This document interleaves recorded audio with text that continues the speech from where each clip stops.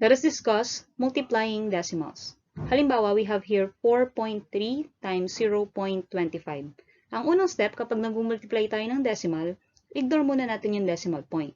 So, it means we will multiply them as if they are whole numbers. Halimbawa, itong 4.3, pag tinanggal natin yung decimal point, sulat natin sa baba.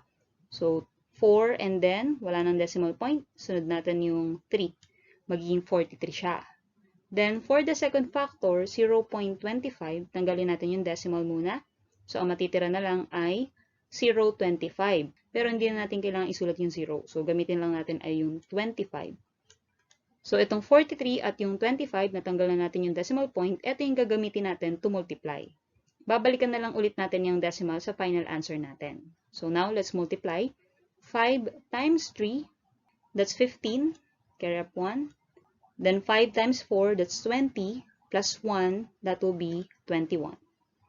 Then, dito naman, 2 times 3, that's 6. So, pag nilagay natin yung sagot natin dito sa baba, magsiskip tayo ng isa. Skip natin tong isang to. Then, after that, 2 times 4, that will be equal to 8. Then, plus lang natin sila. So, 5, walang katapat, bring down lang. Bring down 5, followed by 1 and 6, that will be 7.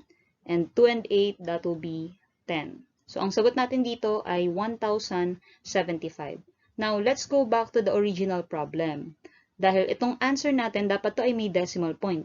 Depende yon sa number ng digits after the decimal dito sa ating original problem. So, bilangin lang natin. In 4.3, we have 1 digit after the decimal point. While for 0.25, we have 1, 2, dalawa.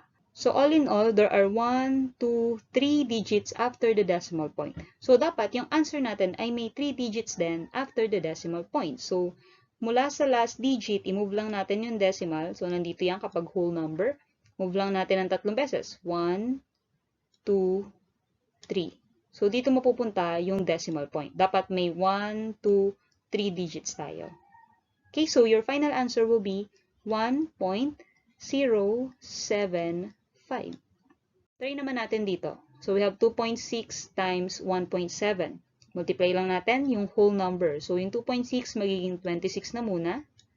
Then, times 1.7 magiging 17. Then, let's multiply. 7 times 6, that is 42. So, 2, carry up 4. Then, 7 times 2, that is 14, plus 4, that will be 18.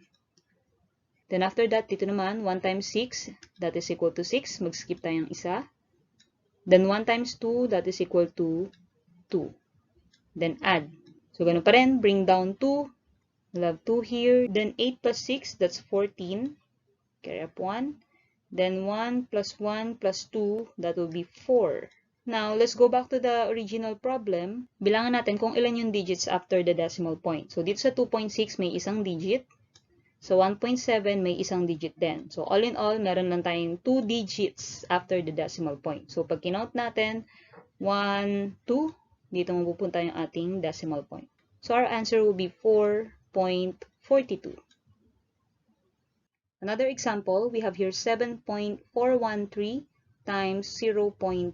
Sulat muna natin siya as whole number. So, it will become 7,413. Then, for the other factor, 0.2. So, tanggalin lang yung decimal, kaya magiging 2 na lang siya. Then, let's multiply.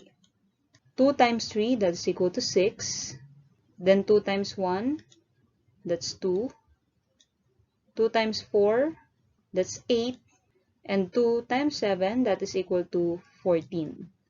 Now, let's go back to the original problem. How many digits are there after the decimal point? So, let's count. For 7.413, we have 1, 2, 3 digits, while for 0.2, 1. So, 3 and 1, we have a total of 4 digits after the decimal point. So, let's count, starting from the last digit, 1, 2, 3, 4. So, dapat nandito yung decimal point natin. So, the answer is 1.4826. Alright, dito naman tayo. 12.6 times 0.4. So, 12.6, sulat natin sa baba, magiging 1, 2, 6, then times 0.4, it will just be 4. Then multiply natin. Dito tayo, 4 times 6, that is equal to 24. So let's just write 4, then carry up 2. After that, 4 times 2, that is 8, plus 2, that is equal to 10. So 0, then carry up 1. And for the last one, 4 times 1, that's equal to 4, plus 1, you'll get 5. So we got 504. Now, let's count the digits after the decimal point. So for 12.6, we have 1 digit. For 0.4, we also have 1 digit. So all in all, we have 2 digits after the decimal point. So we have 1, then 2. It means ang decimal point natin ay nandito. So the final answer will be 5.04. Now kayo naman, just comment down your answer.